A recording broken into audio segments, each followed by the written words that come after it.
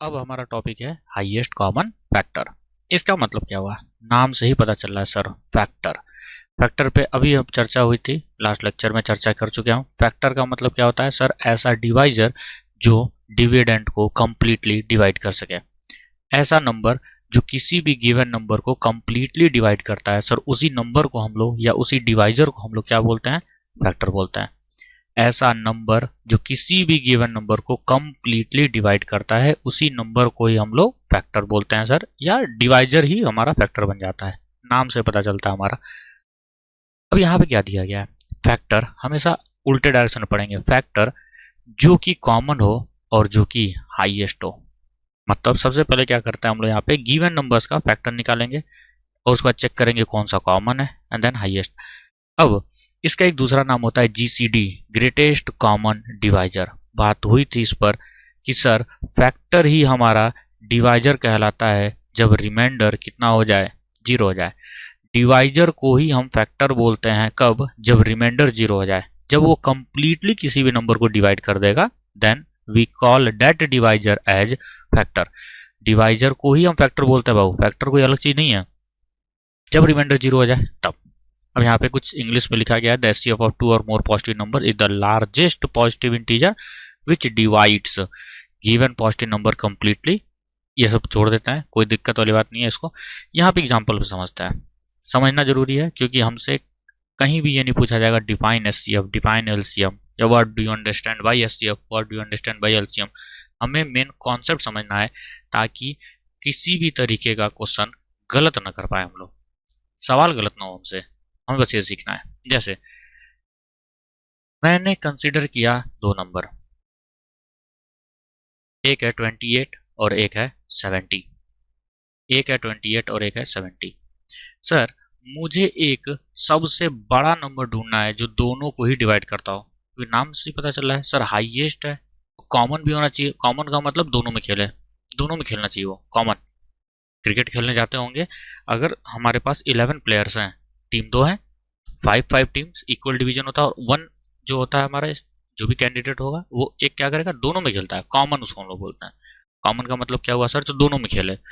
मतलब ऐसा नंबर सबसे बड़ा जो दोनों को डिवाइड करता हो।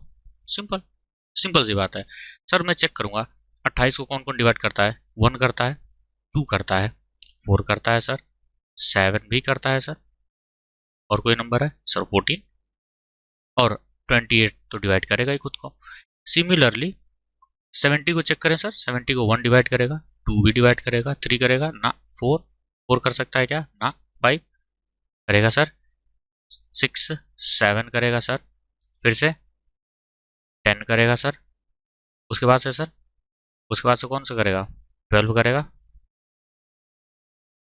ठीक है 12 नहीं करता है, 14 करेगा, 14 डिवाइड करेगा सर, उसके बाद से सर 35 डिवाइड करेगा सर, उसके बाद से सर 70 डिवाइड करेगा। आती बात समझ में।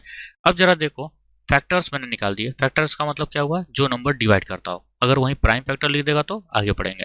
फैक्टर्स का मतलब ऐसे नंबर जो कंप्लीटली डिवाइड करते हो। सर मैंने देखा कि 28 को, सर मैंने देखा 28 को 1 डिवाइड करता है, 2 डिवाइड करता है, 4 डिवाइड करता है, 7 डिवाइड करता है, 14 डिवाइड करता है, 28 डिवाइड करता है। ये सारे लोग किसको डिवाइड करेंगे सर, 28 को। सर 28 को ये सारे लोग डिवाइड कर रहे हैं। उसके बाद से 70 को 1 2 5 7 10 14 35 70। सर इसमें अब क्या हुआ, फैक्टर के बाद हम लोग क्या देखते हैं, कॉमन नंबर्स। तो ये हो गया कॉमन नंबर, 1 हो गया, 2 हो गया, 1 यहाँ भी है, 2 यहाँ भी है। आगे बढ़ेंगे सर 7 यहाँ भी है, 7 यहाँ भी है। सर आगे बढ़ेंगे 14 यहाँ है, सर 14 भी यहाँ है। सर आगे और कोई कॉमन नहीं है। उसके बाद क्या देखते हैं, हाईएस्ट। उल्टा पढ़ते हैं सर, फैक्टर निकालेंगे, कॉमन देखेंगे, देन हाईएस्ट। क्या हाईएस्ट 14 है, yes sir 14। 14 is the highest number which divides 28 and 70 completely। इसका मतलब एचसीएफ कितना हो जाएगा, 14 हो जाएगा। सर एचसीएफ क्या हो जाएगा, 14 हो जाएगा। सिंपल सिंपल सा लॉजिक है ये कि एचसीएफ कितना हो जाएगा सर, 14 हो जाएगा। अब एचसीएफ निकालने के हमारे पास 3 मेथड होते हैं। सबसे पहला मेथड जो होता है हमारा वो होता है फैक्टराइजेशन मेथड। सबसे पहला मेथड होगा फैक्टराइजेशन मेथड, ठीक है। फैक्टराइजेशन क्या बोलता है हमारा, फैक्टराइजेशन क्या बोलता है, फैक्टर्स निकालो, और इसी को हम लिस्टिंग फैक्टर मेथड भी बोलते हैं। Listing factor method. अभी जो हमने काम किया था वो क्या था, फैक्टराइजेशन मेथड या लिस्टिंग फैक्टर मेथड। बोर्ड में ये नहीं पूछा जाता है, बोर्ड में प्राइम फैक्टराइजेशन पूछा जाता है, बट हमें सब कुछ आना चाहिए। तो एचसीएफ निकालने के लिए सबसे पहला तरीका क्या है, एचसीएफ होता क्या है सर, सबसे बड़ा नंबर जो दिए गए सारे नंबर्स को डिवाइड करता हूं।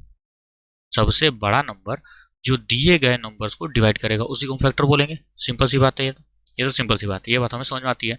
सर सबसे बड़ा नंबर जो दिए गए सारे नंबर्स को डिवाइड करता हो, तो क्यों ना मैं लिख लूं, तो 36 का फैक्टर्स देखो, 1 डिवाइड करता है, यस सर, 2 डिवाइड करेगा, 3 डिवाइड करेगा, 4 डिवाइड करेगा, 6 डिवाइड करेगा। रुक जाओ यहीं पे, अब यहीं पे रुक जाओ। जैसे ही मैं बीच के नंबर पे आ जाता हूं, अगर ये नंबर परफेक्ट स्क्वायर है, 36 इज ए परफेक्ट स्क्वायर, इसका मतलब 6 इंटू 6 करूंगा 36 आएगा। अब हम लोग जो अगला नंबर होता है वो रिवर्स निकालते हैं, मतलब 4 से क्या करो, 36 को डिवाइड करो, 36 डिवाइडेड बाई 4 कितना हो जाएगा सर, 9 हो जाएगा, लिखो यहाँ पे 9, ठीक है। अब 3 से डिवाइड करो तो 36 डिवाइडेड बाई 3 12 हो जाएगा। अब 2 से डिवाइड करो, 36 डिवाइडेड बाई 2 18 हो जाएगा, और फिर से 1 से डिवाइड करो 36 हो जाएगा। हमें बस सेंटर वाले नंबर पाना होता है, हमें सिर्फ सेंटर वाले नंबर पाना है। उसके बाद से हम क्या करते हैं, उल्टा चलते हैं, डिवाइड कर करके हम लोग आंसर को निकालते हैं। जैसे 45 का देखो, 45 के मैं प्राइम फैक्टर्स को निकाल रहा हूँ सर। 1 सबको डिवाइड करता है भैया, इस बात को दिमाग में बिठा कर रखेंगे। फिर 3, हाँ सर, फिर 5 करेगा सर, 2 नहीं करेगा, क्यों, ऑड नंबर है ना, ऑड इवन का लफड़ा चलता है, नहीं डिवाइड करेगा सर। 5 के बाद 6 ना, 7 ना, 8 ना, 9 करेगा सर। बस रुक जाएंगे सर, यहीं पर रुकेंगे सर, हम होल्ड करेंगे थोड़ी देर। क्यों सर, क्योंकि 9 इंटू 5 क्या होता है सर, 45 आता है कि नहीं। क्या मैं सेंटर पहुंच गया हूँ, हाँ सर। अब हम लोग क्या करते थे, अब इस वाले नंबर से मैं डिवाइड करूंगा, इसको डिवाइड करूंगा तो कितना आएगा सर, 15 आएगा, ठीक है। मतलब इन दोनों को मल्टीप्लाई करके 45 आना चाहिए, और फिर यहाँ पे 45। सर ये लॉजिक समझ में नहीं आ रहा है, निकल तो गया ना, हमारा आंसर तो आ गया। क्योंकि जब बड़े नंबर्स होंगे बाबू तो चेक करते रह जाओगे तुम। जैसे मान लो फॉर एग्जाम्पल 45 है, अब 9 चेक किया, फिर 10 11 12 13 14 15 मिला, 16 17 ऐसे करके 45 तक चेक करना पड़ेगा हमें। लॉजिक समझो। स्टार्टिंग में मैंने क्या बोला कि सर फैक्टर जो होता है हमारा ऐसा नंबर होता है जो कंप्लीटली डिवाइड करता है किसी भी नंबर को। हम लोग पढ़ के आए हैं डिविडेंड, हम लोग पढ़ करके आए हैं dividend is equals to divisor multiplied by quotient plus remainder. ये हम लोग पढ़ करके आए हुए हैं। सर अगर फैक्टर है तो रिमाइंडर 0 होगा, ये बात भी हमको पता है। अगर फैक्टर है सर ये, तो रिमाइंडर 0 होगा, क्योंकि कंप्लीटली डिवाइड करता है, बिल्कुल सही बात है। तो मैं इसी चीज को अब कैसे लिख सकता हूँ, इसी चीज को मैं कैसे लिख सकता हूँ, मैं इस चीज को ऐसे लिख सकता हूँ, dividend is equal two factor into quotient लिख सकता हूँ कि नहीं। जैसे ही रिमाइंडर 0 होता है, डिवाइजर का नाम बदल जाता है, फैक्टर बोल देते हैं हम। तो सर जब मैं किसी भी नंबर को जब मैं डिवाइड कर रहा हूं, तो ये जो आ रहा है हमारा कोसेंट होता है, और हमको पता है quotient into factor will give us that dividend, quotient into factor dividend देगा। तो या यूं बोला जाए मैं इसको फैक्टर बोल सकता हूं और इसको कोसेंट बोल सकता हूं, तो भी ये चीज आएगा। क्योंकि मल्टीप्लीकेशन क्या करता है, कम्यूटेटिव प्रॉपर्टी को फॉलो करता है, चाहे 2 इंटू 3 करो चाहे 3 इंटू 2 करो, बात तो 6 ही है। तो वही चीज है, एक बार मैंने 2 को फैक्टर मान लिया, एक बार मैंने 3 को फैक्टर मान लिया, वही चीज यहाँ कर रहा है। देखो 9 इंटू 5 45 होता है सर, सही है। मैंने 5 को डिविडेंड मान लिया, डिवाइजर मान लिया या फैक्टर मान लिया, तो 9 कोसेंट की तरह काम करेगा। जब मैंने 9 को फैक्टर माना तो 5 कोसेंट की तरह काम करेगा। तो इसीलिए हम लोग क्या करते हैं, जैसे ही मैं मिड पॉइंट पर आता हूँ, मिड वाले नंबर पे जैसे ही आता हूँ, मैं अब उल्टा चलूंगा, थोड़ा सा दिमाग का इस्तेमाल कर लेते हैं हम लोग कि सर अगर 3 से डिवाइड किया है तो 15 बार में गया है, तो इसका मतलब 15 से डिवाइड करूंगा तो भी तो 3 बार में ही जाएगा, तो उल्टा चलना स्टार्ट करते हैं हम लोग। ये हमारा होता है listing, factorization by listing method. ठीक, इसी तरीके से 45 का निकाला, 1 3 5 9 15 45 निकल गया। अब क्या करते हैं हम लोग सर, अब हम लोग क्या करेंगे इसमें, ध्यान से मेरी बात को समझेंगे। अब हम लोग क्या करते हैं यहाँ पे, सर हमने पहले फैक्टर्स को लिखा, लिस्ट डाउन किया हमने फैक्टर्स को। अब हम लोग क्या करेंगे सर, उल्टा चलते हैं, फैक्टर लिखा, कॉमन देखेंगे सर। अब हम क्या देखेंगे, कॉमन कौन कौन सा है sir. 1 is common, yes sir. 3 is common sir, okay. 9 is common sir, yes very good. उसके बाद से नहीं है सर, कोई अब कॉमन नहीं है, कोई कॉमन नहीं है। फिर नाम में आगे बढ़ेंगे, हाईएस्ट, हाईएस्ट 1 3 9, देखो यहाँ पे कॉमन लिखा गया 1 3 9। सर इन तीनों में हाईएस्ट कौन है? 9 है। इन तीनों में हाईएस्ट कौन है? 9 है। तो हमने क्या किया, पहले फैक्टर निकालते हैं हम, देन आफ्टर हम लोग कॉमन देखते हैं, और देन आफ्टर हम लोग क्या करते हैं, हाईएस्ट देखते हैं। उल्टा पढ़ते हैं हम लोग, highest common factor, highest common factor. तो यहाँ से एक बात को क्या क्या सीखा हम लोगों ने, इंपॉर्टेंट जो चीजें सीखने वाले थे वो क्या थी कि जब भी डिवाइजर, डिवाइजर का ही नाम हम क्या बोल देते हैं, फैक्टर बोल देते हैं। क्यों बार बार इसको बोल रहा हूं मैं, क्योंकि अभी क्वेश्चन आएगा बढ़िया, जो बोर्ड पूछता है कि किसी भी नंबर को डिवाइड किया तो 5 रिमाइंडर बचा, 7 रिमाइंडर बचा, तो नंबर बताओ, और लोग उसको रट जाते हैं। क्यों रटना नहीं है ना, हमें रटना नहीं, उसका लॉजिक बताऊंगा मैं, क्यों हम लोग सब्ट्रैक्ट करके निकालते हैं आंसर को, उसके लॉजिक को हम लोग सीखेंगे यहाँ पे। ठीक है बाबू, तो डिवाइजर ही हमारा फैक्टर हो जाता है कब, जब हमारा रिमाइंडर 0 हो जाए। सर जब रिमाइंडर 0 हो जाता है तो हम लोग डिवाइजर को ही फैक्टर बोलते हैं, इस बात को दिमाग में बैठा कर रखना। रिमाइंडर जब 0 हो जाता है किसी भी नंबर का डिवीजन करते टाइम पे, अगर रिमाइंडर 0 हो गया तो डिवाइजर का ही नाम हम लोग फैक्टर दे देते हैं। ठीक है, अगले मेथड पर बढ़ते हैं। अगला मेथड है प्राइम फैक्टराइजेशन, स्टार मार्क करेंगे बोर्ड के लिए, मोस्ट इंपॉर्टेंट मेथड। हर साल एक सवाल पूछता है इस पे, मिनिमम बता रहा हूं मैं, हर साल एक सवाल मिनिमम पूछेगा इस पे। क्या है? प्राइम फैक्टराइजेशन से। अब सर प्राइम फैक्टराइजेशन का मतलब क्या हुआ, वही फंडामेंटल थ्योरम ऑफ अरिथमेटिक, कि अब हम लोग फैक्टराइजेशन करेंगे, फैक्टराइजेशन मतलब फैक्टर निकालेंगे बट प्राइम नंबर के फॉर्म में निकालेंगे। और ये और कुछ नहीं है, ये फंडामेंटल थ्योरम ऑफ अरिथमेटिक ही है। ये क्या है? फंडामेंटल थ्योरम ऑफ अरिथमेटिक है। सर कैसे पता? अभी ब्रेक करके दिखाते हैं। Fundamental theorem of arithmetic, fundamental theorem of arithmetic है, और कुछ नहीं है ये। ठीक, सर कैसे लिखेंगे? 36 का पहले निकालो प्राइम फैक्टर, 36 का प्राइम फैक्टर सर कैसे निकालते हैं? ने सीखा है सर, प्राइम फैक्टर निकालना हमें आता है। प्राइम फैक्टर कैसे निकालेंगे? यहाँ लिखा जाएगा 36 और यहाँ प्राइम नंबर्स में ब्रेक करेंगे। 2 टाइम्स 18, 2 टाइम्स 9, 3 टाइम्स 3, 3 टाइम्स 1, ये हो गया। And prime factorization of 45, 45 sir 3, क्योंकि ऑड इवन का लफड़ा है, 2 से चेक करेंगे नहीं, अगला जो प्राइम नंबर होता है वो 3 होता है। सर 15, फिर से अगेन 3, सर 5, 5, 1। एक सबसे बढ़िया मेथड बताऊंगा मैं, जब भी कभी भी एमसीक्यू आएगा हिट करेंगे तुरंत हम लोग उस पर। ठीक, आगे बढ़ते हैं, अभी उसमें दिखाता हूं मैं। सर तो 36 के प्राइम फैक्टर्स को मैं क्या क्या लिख सकता हूँ? 2 multiplied by 2 multiplied by 3 multiplied by 3, यह रहा 2 multiplied by 2 multiplied by 3 multiplied by 3। Sir इसको मैं ऐसे लिख सकता हूँ 2 की पावर 2 और 3 की पावर 2, हमेशा ऐसे जरूर लिखना, पावर के फॉर्म में लिखना आसान होता है।